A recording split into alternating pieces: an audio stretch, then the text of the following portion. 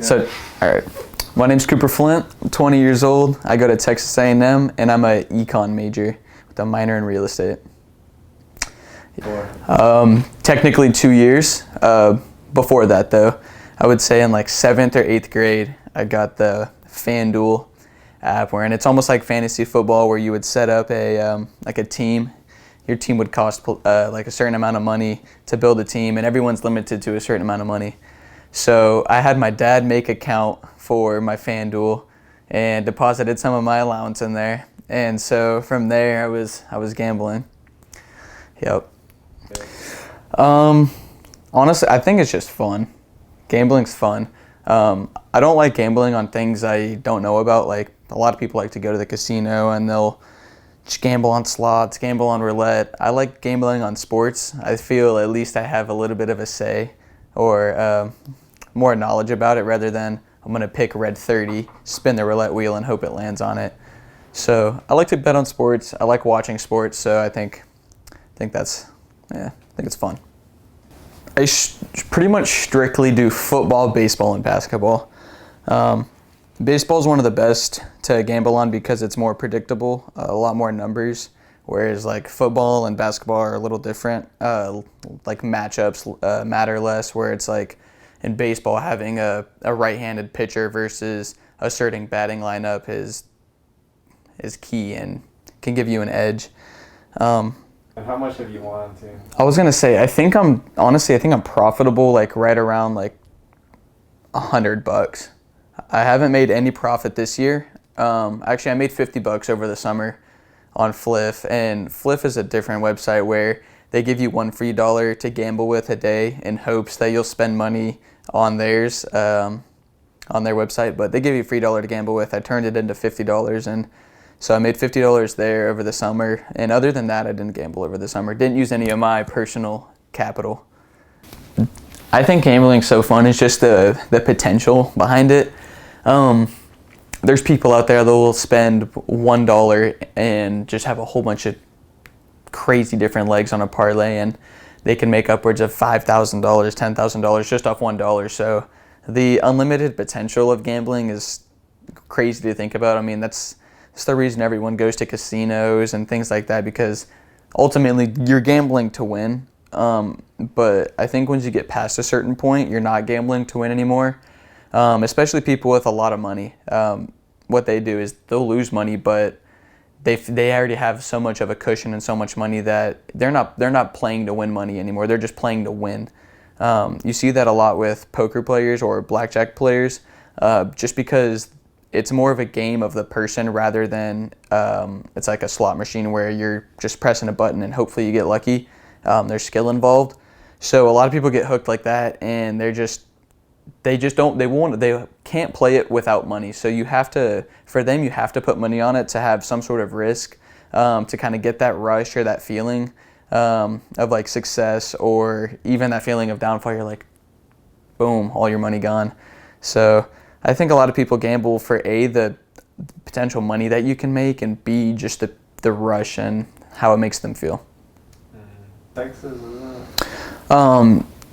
to an extent, yes. There's ways you can gamble. So you can have casinos. Slot machines are illegal in Texas. Blackjack and poker, like card games, are legal in a certain way, though. So as far as I'm aware, the way it works is if you want to set up a public poker game, that is perfectly legal to do, with money, of course. So if everyone bought in for $100 for a public poker game in Texas, you can do that, but you can't take a stake of the money. So if everyone puts in $100, but 5% goes back to whoever's hosting the poker game, that's not allowed. You cannot gamble like that.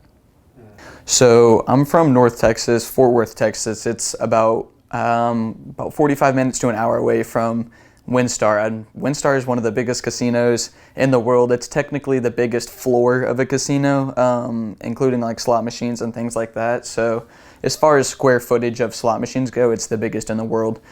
And this took place no more than 2 months ago. I was back in Fort Worth visiting my family, and me and a couple of friends had went to WinStar. I brought $100, and My other friend had brought $300 in his wallet, and where the story starts is actually 2 weeks prior when I was not in town. He had went to the casino and won $3,000. He got hand paid by the cashier person. They come around with a paperwork you have to sign and make sure you understand the tax laws and things like that, and then they hand pay you the money. So he had that about 2 weeks prior, and then here we are 2 weeks later at the casino, and I had lost $50, and I wanted to call it right then and there because I don't like gambling in the casino as much as sports gambling, just because I don't find it as interesting or as fun. So I had lost my $50, and we're sitting on a blackjack table, and as far as I'm concerned, he has not lost any money because his stack looks big to me, and I didn't know if he had lost any money. I asked one of my friends how he was doing, and my friend had lost about $200 already, so he had $100 remaining in his wallet. He loses the rest of his money on blackjack, buys in for $100 more. So he's currently down $300, and he's wanting his money back. So he's playing with blackjack, and once you get down a certain amount of money, some sort of psychological effect happens where you just want it back, and you're willing to do whatever it takes to get that money back. And so he got into this mode where he was playing just super aggressively on the blackjack table. Like, I'm talking, he's betting $20 on each hand, and if he gets good cards, he's doubling down. So he's just gambling like crazy. Overall, just eventually loses it because the odds are rigged against you, so you can't win. And we go to leave, and this is where we thought we were leaving. We were not leaving. He went and pulled out $200 more, went to slots, and we tried to stop him, and because he was digging into his bank account now, not just physical cash he had brought. So we're talking, we're like, man, you gotta stop, man. He's like, I won $3,000 here the other day, yada, yada, yada. And I think that actually was the problem right there. Him winning the money weeks prior was causing him now to feel invincible in the casino and actually making him have a problem. So that's the closest I've ever seen to somebody just really having a terrible problem. And we had to physically move him from the slot machine and out of the casino, and he ended up losing right around $600-$700 that night. Yeah. Crazy.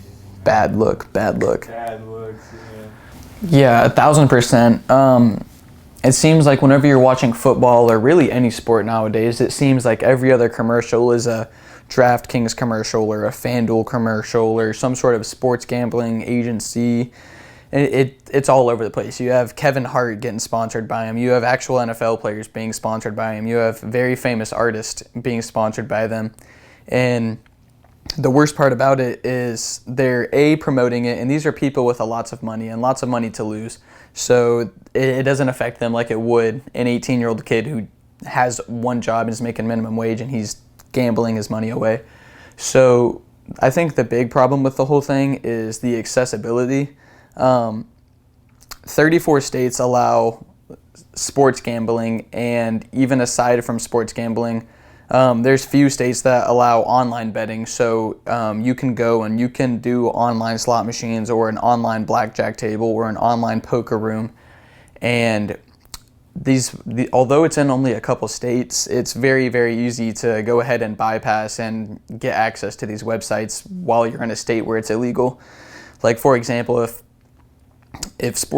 gambling is legal in Canada and I'm in Texas, it takes a simple VPN download on a computer, and I can change my location and begin sports gambling online. So that's the big issue, I believe, is just accessibility, how easy it is to get on there, and just how in your face it is. It's everywhere you look. So yeah, I think it's a big problem.